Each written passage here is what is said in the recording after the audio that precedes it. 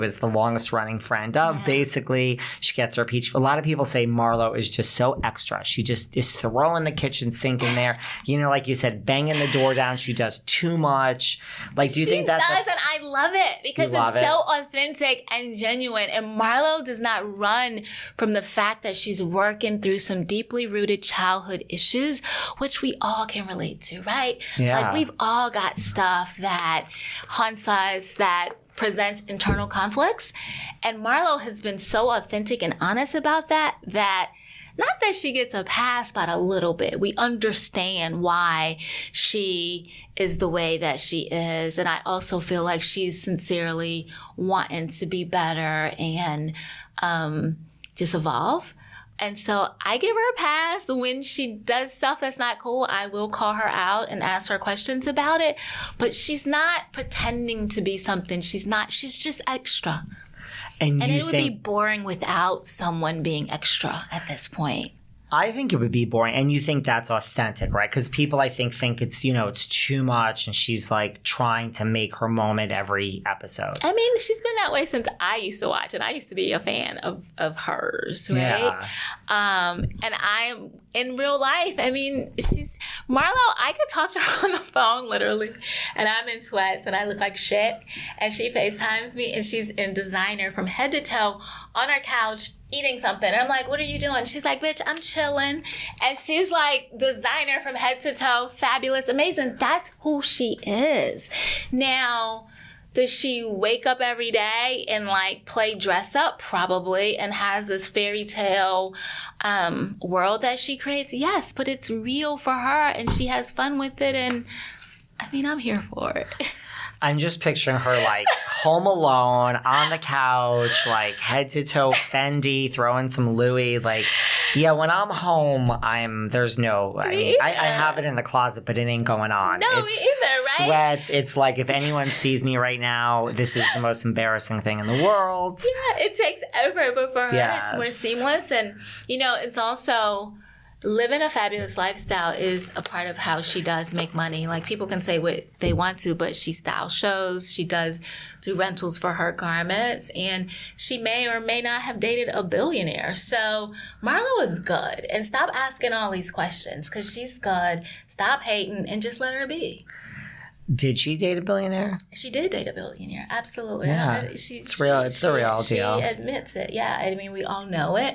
I think some of the storylines about who he may have been and all the details, I don't think any of those girls really know. So I think that's interesting. I don't know for sure who, but I know that she did. And I know that he took really good care of her. I mean, there's nothing wrong with that. Yeah, and I know that she banked some paper. So, like, stop hating. Let it be. Just let it be. Avenue's a real thing, people. Yes. I mean, where is my billionaire? Like, please, God, help us sister out.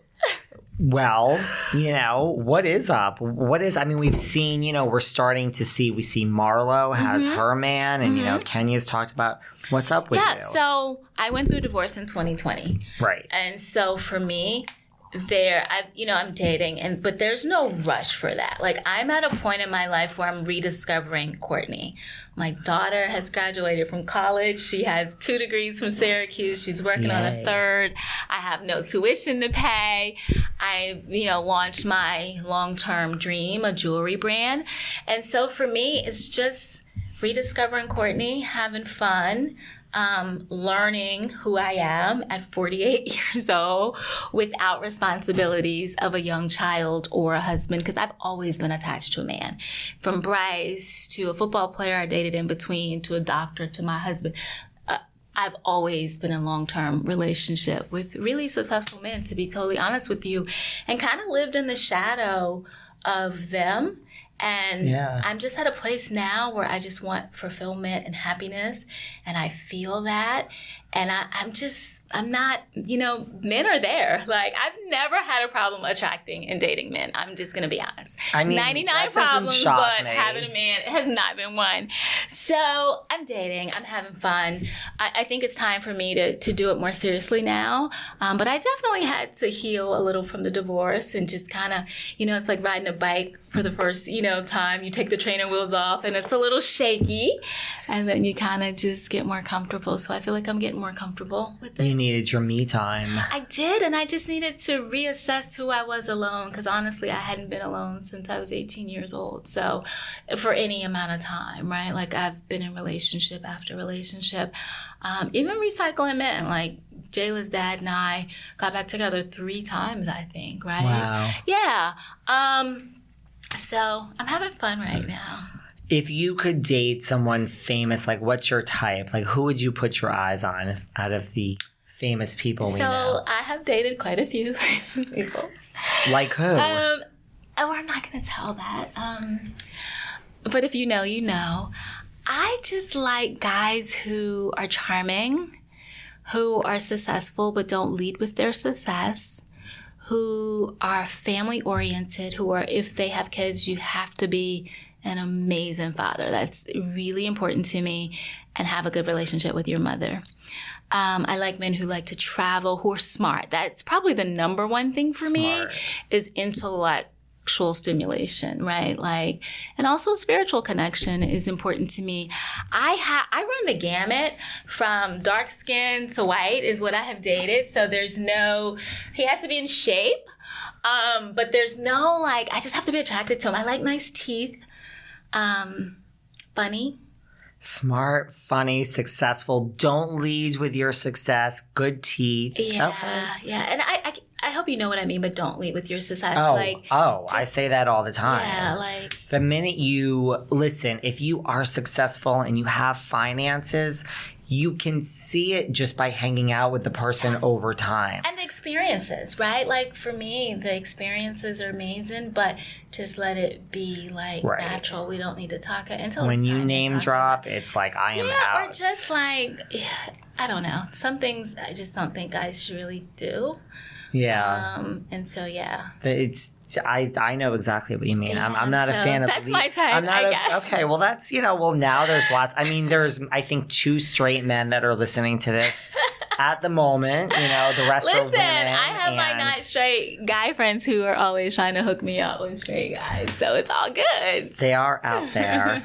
What about, how do you feel about, your friend Shereé? We see Martell this season, what do you think of Shereé and Martell? So I think that Shereé and Martell, I think that relationship is fun. And I have been around them with the cameras off quite a bit.